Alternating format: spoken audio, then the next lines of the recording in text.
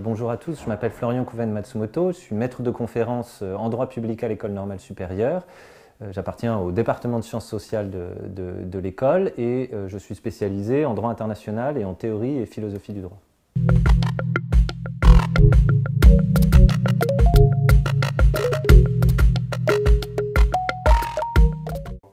Alors le CETA, ou AECG en langue française, donc l'accord économique et commercial global, c'est un accord qui a été conclu entre l'Union européenne et ses États membres d'un côté et le Canada de l'autre, en vue d'abaisser les droits de douane à l'importation et en vue surtout de déterminer le traitement qui va être assuré aux entreprises, aux marchandises, aux services, aux capitaux européens au Canada et canadiens en Europe. Il s'agit de répondre à des questions comme est-ce que la moutarde de Dijon va être une appellation d'origine protégée au Canada? Est-ce qu'un produit canadien, une voiture ou un médicament qui obtient une certification au Canada va pouvoir directement exporter en Europe, ou est-ce qu'il va lui falloir une certification européenne? Ou est-ce qu'on va établir une équivalence de certification?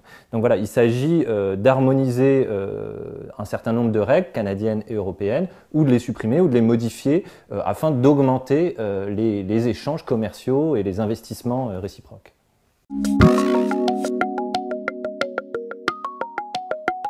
Alors, la mise en œuvre du CETA paraît compliquée, sa conclusion et sa ratification, c'est-à-dire l'engagement proprement dit, paraît compliqué parce que, initialement, dès 2014 au moins, il y a un désaccord entre la Commission européenne d'un côté et les États membres, les gouvernements, les parlements nationaux, beaucoup d'ONG et de militants d'un autre côté. Il y a un désaccord sur la question de savoir qui doit s'engager. Est-ce que ce doit être seulement les institutions européennes ou est-ce que ce doit être aussi les États, les institutions nationales, et dans quel cas il faut l'accord de chaque Parlement qui va autoriser le traité à la ratification par chaque gouvernement.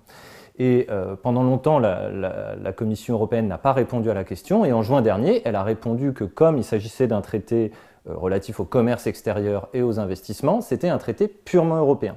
Mais évidemment, du point de vue des États européens, des parlements nationaux, c'est un traité qui parle de commerce et d'investissement, mais aussi de questions qui relèvent à la fois de l'Union européenne et des États membres, donc de santé, de protection du consommateur, de transport, etc. Et donc, il doit y avoir une autorisation donnée à la fois au niveau européen et au niveau de chaque État membre. Et la solution qui a été trouvée, c'est une entrée en vigueur de 80% de l'accord, une entrée en vigueur provisoire à partir du moment où les institutions européennes ont donné leur accord, leur engagement, et puis une entrée en vigueur de l'ensemble de l'accord qui ne sera définitive qu'après un engagement de chaque État autorisé par son Parlement. Alors il y a plusieurs types de contestations. Un premier type de contestation, c'est des contestations de certaines dispositions. Par exemple, il n'y a pas de régime spécifique pour les énergies renouvelables. Elles sont mises au même plan que des énergies fossiles, le gaz de schiste, etc. Et puis surtout, une des dispositions les plus contestées, c'est celle qui établit, ou plutôt l'ensemble des dispositions qui établissent des tribunaux arbitraux, un tribunal arbitral, devant lequel des investisseurs pourront déposer des recours. Donc ils ne déposeront pas des recours devant les juges européens ou des États européens ou des juges canadiens, mais devant ce tribunal spécifique. Et de par sa composition, de par aussi le droit qu'il applique, sont des tribunaux qui sont traditionnellement plus en faveur de l'investisseur que de l'État, si on compare cette position à la position des tribunaux nationaux ou européens. Ça, c'est un premier type de contestation. Après, il y a un deuxième type de contestation qui ne porte pas sur l'accord lui-même, mais sur les modalités de sa négociation, de sa ratification. Parce que depuis très longtemps, en fait, les gouvernements et la Commission européenne pour l'Union européenne négocient et adoptent et ratifient des traités d'une manière telle qu'ils sont capables de mettre dans le traité des règles qui ne passeraient jamais par référendum ou à travers des lois ou au niveau européen, à travers des règlements et des directives.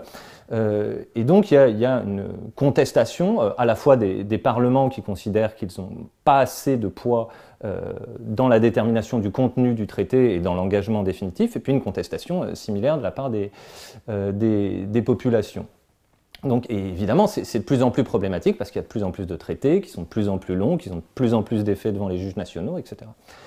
Et un troisième type de contestation, alors là plus politique et plus général, c'est une contestation du libre-échange lui-même, plus exactement du démantèlement des législations nationales qui portent sur toutes sortes de sujets, mais qui limitent plutôt qu'elles ne promeuvent les relations commerciales, les investissements d'un côté et de l'autre. Et de plus en plus de personnes considèrent que cette augmentation des flux commerciaux et des flux d'investissement, c'est un problème pour l'environnement, c'est un problème pour la déstabilisation du marché du travail, plutôt que quelque chose qui améliore la vie quotidienne des citoyens ordinaires.